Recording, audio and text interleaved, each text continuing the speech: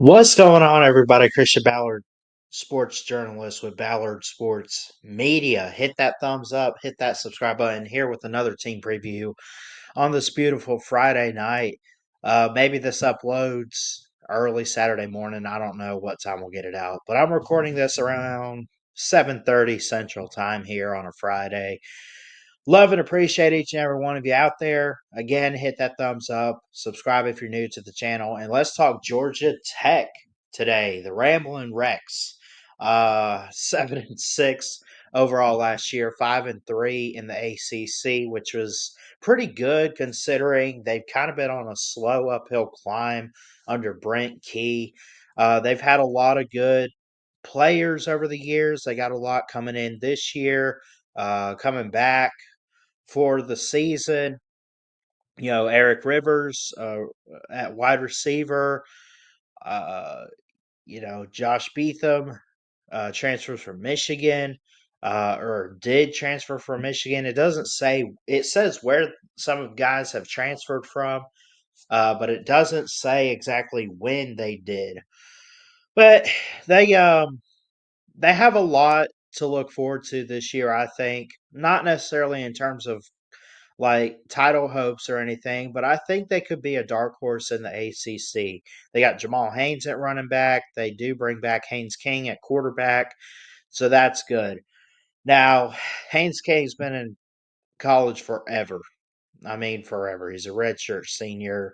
He was at Texas A&M. He's been at Georgia Tech the last three seasons, going on year three or year four at Georgia Tech. I don't know what it is, but he's been around for a while. I'm not here to make fun of that or anything, but I do look at this season as a pivotal year for Brent Key. I think he needs to show that he can compete in the ACC. I think he has shown that so far, but I think after a 7-6 with a bowl loss, went 7-5 in the regular season, 5-3 in the ACC. I just think going from a 7-5 regular season, losing your bowl game for 7-6, 5-3 in ACC play is not bad, but I don't think it's where Brent Key wants to be with Georgia Tech. I think he's got them where he wants them right now, but I know deep down he wants to compete for championships in the ACC. Now, we could laugh at that if we wanted to, but Georgia Tech, I think, has a really good fan base. Shout out to some guys in our community, Sea Dog and Rec Talk. Um, and they get hyped up every single off season. Not the whole "this is our year" deal, but this is going to be another great year, and I look forward to it. They don't dread it. They don't dread it in the off season, and I think rightfully so. We'll know more about them on Saturday at 1 p.m. Eastern time with the white and gold spring game in Atlanta at Bobby Dodd. We'll know more about them then, just to kind of see where we're at. But even the spring games, I keep saying in some of these preview videos, I say we'll know more on this day when they play their scrimmage and everything. But at the same time, that's not going to tell us everything we need to know. It will just give us a little glimpse into how's the quarterback battles or linebacker positions, who's going to be the best on defense or on offense, everything like that. So we got that. You look at the schedule. We'll go ahead and put it up on the screen. Obviously, the spring game at Colorado to open the season. We'll talk about that one especially. Gardner Webb, Clemson, Temple, three straight home games here. Clemson being at home makes things interesting. A playoff team last year. We know what Dabo Swinney's capable of. We know what he's done. I don't. Has he lost to Georgia Tech yet? I don't. I really don't know. Someone let me know that in the comments. Has he lost to Georgia Tech? I'm not trolling the Yellow Jackets or the Tigers or anything. I seriously think he's beat them every single year he's been there, going back to '09 or 2010, whatever it was. Temple at Wake Forest. Wake Forest used to be good. They're terrible now. Bye week, Virginia Tech at Duke could be an interesting game there. Syracuse is homecoming at NC State on November 1st. You get a second bye week, as does everybody else in college football this year. At Boston College, Bill O'Brien actually had an interesting season last year. What did he make? The Pinstripe Bowl? I think he won it too, or lost it. Came close. Uh, Pitt and then Georgia. You would think go ahead and pick the obvious losses here. Is it Clemson and Georgia? Is that the obvious losses? For right now, I say yes, in a way. Um, that Colorado game, that's actually that is tricky to call because they got they're going to bring in a new quarterback. I believe they recruited a 5-star, and is it the Julian Lewis guy? I think it's who they brought in. So they'll also have to find replacements for Jimmy Horn, Travis Hunter, company like that, Shiloh Sanders. There's going to be a couple names called in the draft throughout the weekend next week, or coming up in a couple weeks, I should say. But it is in Boulder, Colorado. This will be great for a Friday night game, and it is going to be a Friday night game. We just don't know the exact kickoff time yet. Ah, that's going to be a fun game to watch. If Georgia Tech can win at Colorado convincingly, if they win by like a field goal or a touchdown or something, okay, cool. That happens.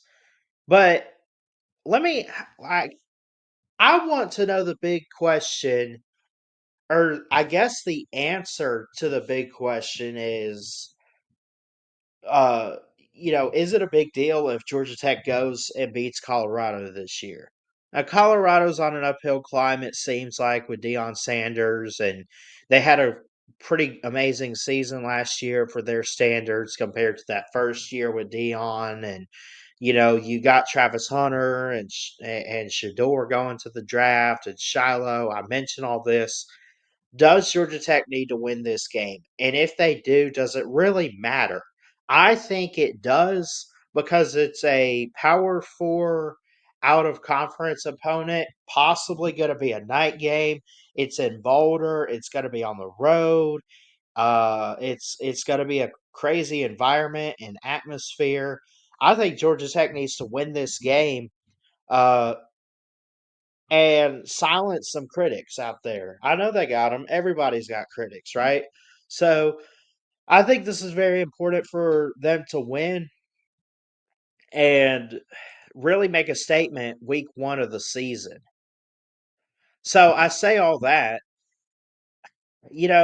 Gardner Webb should be no problem. Clemson, loss. I don't. Who leads that series all time? I don't even have that in my notes. Temple, win. Wake Forest, terrible, win. Off week. Virginia Tech. That could go either way. I think they'll be better than Virginia Tech this year. Duke, I don't know what to make of Duke. There's a lot of teams I don't know what to make make like out right now. I don't know about Boston College. I don't know about Pitt. I know about Georgia. You're not winning that game. Although I'll give you props for the game last year. It is at home. I'm hesitant to pick Georgia Tech here. I think back to last year's game, uh, and it's not at Georgia Tech, but it's in their backyard. It is going to be at Mercedes-Benz Stadium. Obviously, a night game because it's on a Friday. Georgia should win that game though, but I would expect that to be close. Overall, I'm looking at 8-4 for Georgia Tech. Georgia being a loss, I could see who else? Clemson, that's two. They might slip up with one of Syracuse or Virginia Tech. I might give a Virginia Tech, and then at Boston College. I like the direction Boston College is going too. Those might be your losses. I could be wrong. I could have the record right, and you're saying, well, maybe not those exact losses.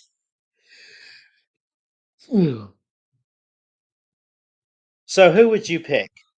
I got to hear that.